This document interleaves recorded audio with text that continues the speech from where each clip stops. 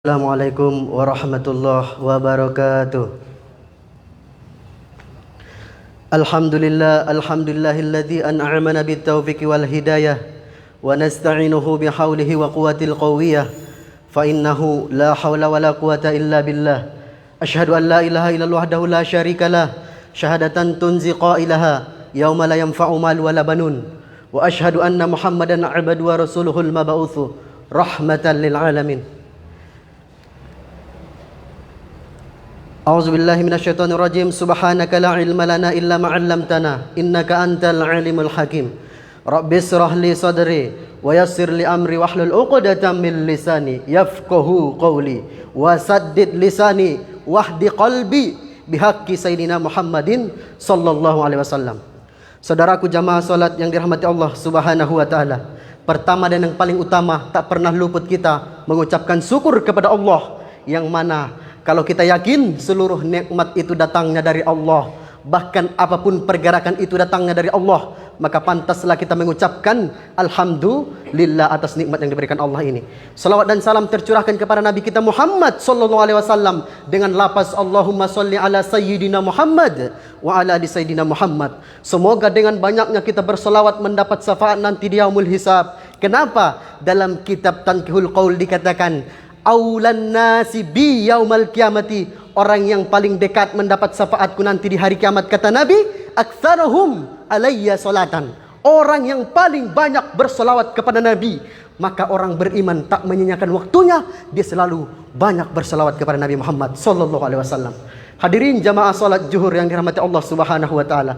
Adapun judul tausiah kita pada kesempatan ini yaitu infak, sedekah dan keutamaannya. Hadirin yang dirahmati Allah Subhanahu wa taala, sebagai hamba sosial yang mana hanya ditujukan untuk selalu beribadah kepada Allah, hari berganti minggu, minggu pun berganti bulan, dan bulan pun berganti tahun. Orang beriman itu selalu ingin selalu dekat kepada Allah Subhanahu wa taala, mencari keriduan Allah Subhanahu wa taala. Sebagaimana dalam Al-Qur'an surah Yasin dikatakan, surah ayat ke-60, alam aghada ilaikum ya bani adama, bukankah kami telah memerintahkan kalian wahai bani Adam, alla ta'budu syaitan, agar kalian tidak menyembah setan, innahu lakum aduwwum mubin, karena setan itu adalah musuh yang nyata bagi kalian. Wa anikbuduni, kata Allah, dan sembahlah aku, kata Allah. Hadza siratum mustaqim, inilah jalan yang lurus, jalannya para anbiya, jalannya para ulama, jalannya para wali-wali Allah, jalannya orang-orang soleh. Yaitu salah satu untuk mendekatkan kepada Allah adalah dengan berimpak ataupun bersedekah. Sebagaimana Allah perintahkan orang-orang yang beriman, yang mengaku beriman kepada Allah, Allah panggil, a'udzubillahi minasyaitonirrajim, ya ayyuhalladzina amanu, hai orang-orang yang beriman, yang mengaku beriman kepada Allah, yang mengaku beriman kepada hari kiamat, yang mengaku beriman kepada Quran, ampiku mimma razaqnakum, impakkanlah, sedekahkanlah dari harta yang kami berikan kepada kalian, min qabali ayyatiya yaumul la bai'um fiha, sebelum datang masanya la bai'um fiha, tak lagi berlaku jual beli pada hari itu.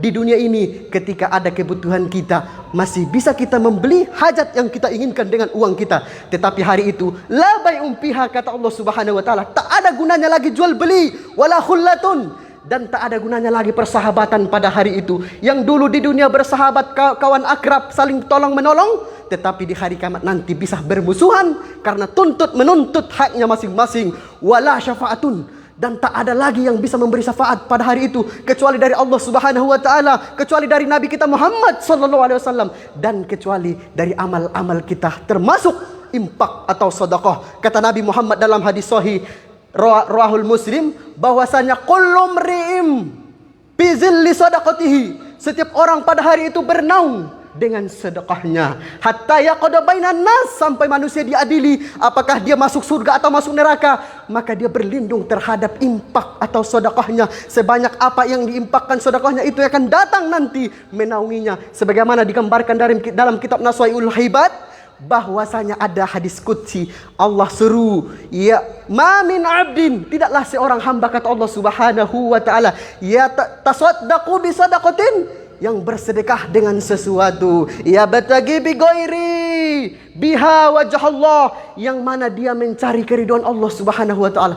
Dia berimpak, bersedekah hanya mencari ridho Allah semata-mata, tidak mencari pujian manusia, tidak mengharap balasan dari manusia. Yang dia cari ya batagi biha wajh Allah, hanya keridhaan Allah Subhanahu wa taala. Illa qala Allah taala yaumil qiyamah, kecuali nanti akan Allah panggil dia pada hari kiamat. Ya abadi, wahai hambaku yang dulu bersedekah di dunia, yang dulu dermawan ketika di dunia, rajautani, yang dulu mengharap keriduanku, kata Allah, falan ahtaraka, maka hari ini aku tak akan menghinakanmu. Hari ini akan aku muliakan engkau, wahai hamba-hambaku yang dulu di dunia berimpak, bersedekah kepada fakir miskin, kepada orang-orang yang lemah, kepada masjid ataupun yang membutuhkannya, yang berimpak di jalan Allah. Apa kata Allah? Haramtu jasadaka 'alan nar. Hari ini akan aku haramkan jasadmu dimakan api neraka, akan aku haramkan tubuhmu untuk dimakan api neraka. Tak sampai di situ, Allah tambah lagi, wadakhul, dan masuklah ke dalam surga melalui pintu yang mana yang engkau sukai. Masya Allah, betapa dermawannya Allah kepada hartawan yang dermawan waktu di dunia. Betapa bahagianya orang-orang ahli sedekah pada hari itu. Kenapa? Tak ada lagi syafaat. Bahkan ada sahabat mendengar hadis Nabi, pikul limri'im sadaqatihi. Ketika ada sahabat mendengar ini hadis, la tuhti'uhu yauman, dia tidak melewati suatu hari saja, illa bisadaqatin, kecuali dia bersedekah biha bisain, dengan sesuatu, walau bika'kabatin, walau hanya sepotong roti. Sahabat ada yang bersedekah setiap hari karena ingin mendapat naungan di hari kiamat. Yang kedua, saudara yang dirahmati Allah Subhanahu wa taala, bahwasanya sedekah itu adalah pelindung kita sewanjak di dunia, penjaga diri kita dari marah, bahaya dan malapetaka, musibah. Sebagaimana hadis Nabi Muhammad SAW yang dikatakan bahwasanya bakiru bis sadaqati, masukilah pagi hari itu dengan sedekah, fa innal balaa la tahta'us sadaqah, karena sesungguhnya bala tak bisa melewati sedekah. Maka ada jamaah solat Jamiatul Zahidin, ketika subuh gelap gelita, dia masuk masjid, Allahumma ftah li abwaab rahmatik, didulukannya kaki kanannya, dicari yang pertama adalah impak.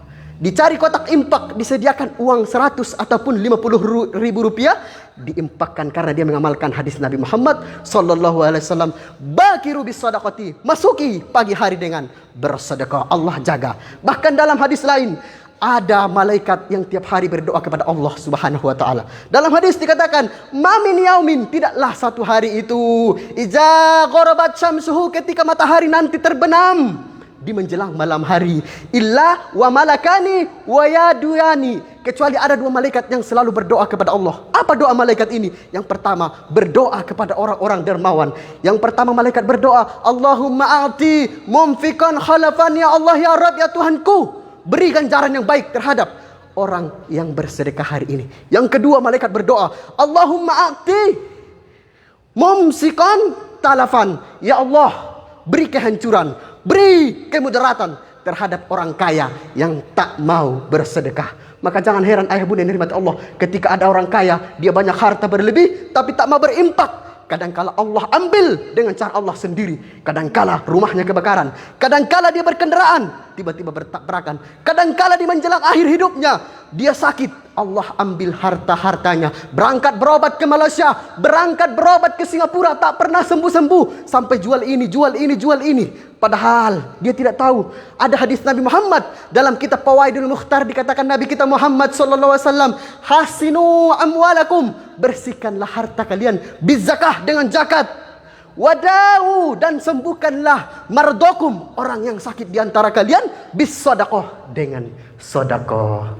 Betapa banyak yang Allah selamatkan ketika dia sakit, diponis dokter akan meninggal beberapa hari lagi, tetapi diamalkan dawau, obatilah mardokum, yang sakit di antara kalian, bis sedekah, dengan sedekah. Maka diamalkan, akhirnya dia sembuh. Ketika dia cek ke dokter, dia sembuh, tak lagi sakit. Itulah yang kedua. Yang terakhir, ayah bunda yang dirahmati Allah Subhanahu wa taala, bahwasanya orang yang bersedekah itu tak pernah merugi. Dia semakin bersedekah, semakin Allah tambah.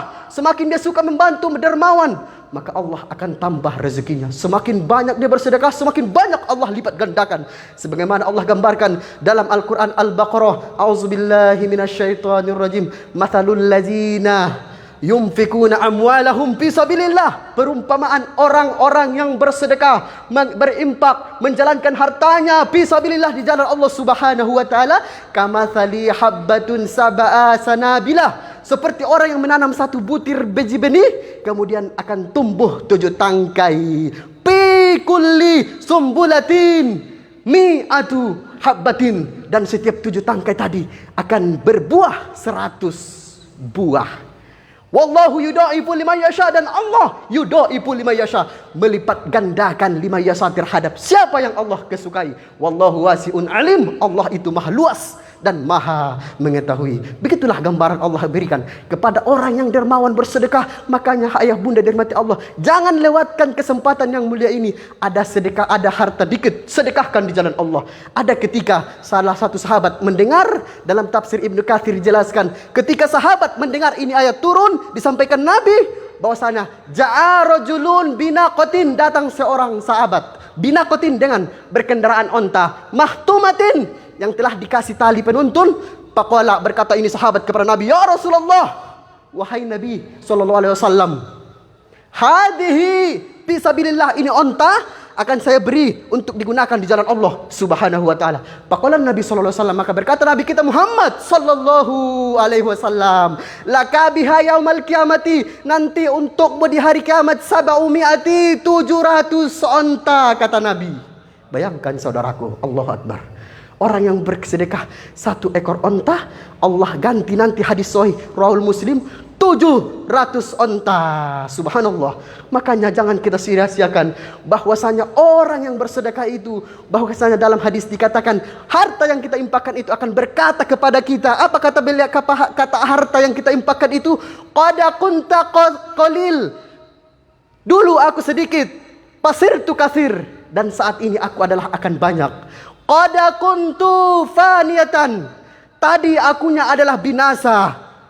Pasirtu bahagiatan, sekarang aku akan kekal abadi, kata harta ini. Kenapa? Yang kita sedekahkan itulah yang tinggal kepada kita. Andai punya uang 10.000, kita impakkan 1.000, 9.000 akan binasa. 1.000 untuk kita. Digambarkan dalam Al-Quran surah Al-Kahfi, al-mal wal banuna zinatul hayatid dunya. Mal dan anak-anakmu itu adalah zinatul hayatid dunya, hanya perhiasan dunia saja. Wal baqiyatus salihatu khairun inda rabbika, dan amal ibadah, infak, sedekah itulah khairun inda rabbika, yang kekal di sisi Allah Subhanahu wa ta'ala. Thawaban khairun amala, dan itulah sebaik-baik harapan yang sangat kita harapkan. Mudah-mudahan hadirin kita menjadi ahli-ahli sedekah. Kenapa? Karena betapa mulia orang yang dermawan, betapa mulianya orang yang dermawan itu disayangi Allah, disayangi makhluk, disayangi malaikat, dekat dengan surga, baidum minan nar, dijauhkan dari neraka. Ayah bunda dirahmati Allah Subhanahu wa ta'ala, betapa mulianya. Maka jangan sia-siakan kesempatan ini selagi kita masih hidup, selagi Allah masih beri kita kesempatan untuk bersedekah. Ini saja kajian kita pada kesempatan ini.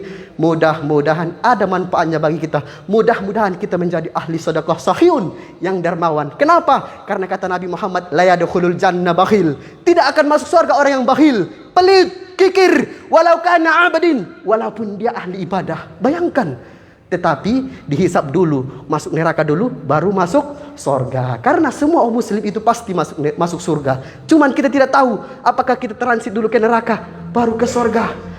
Demikian saja kajian kita. Mudah-mudahan kita diselamatkan Allah nanti sampai akhir hayat kita, sampai kita meninggal dengan husnul khotimah. Amin amin ya rabbal alamin. Kalau ada kebaikan, ambil kebaikan itu datang dari Allah Subhanahu wa taala.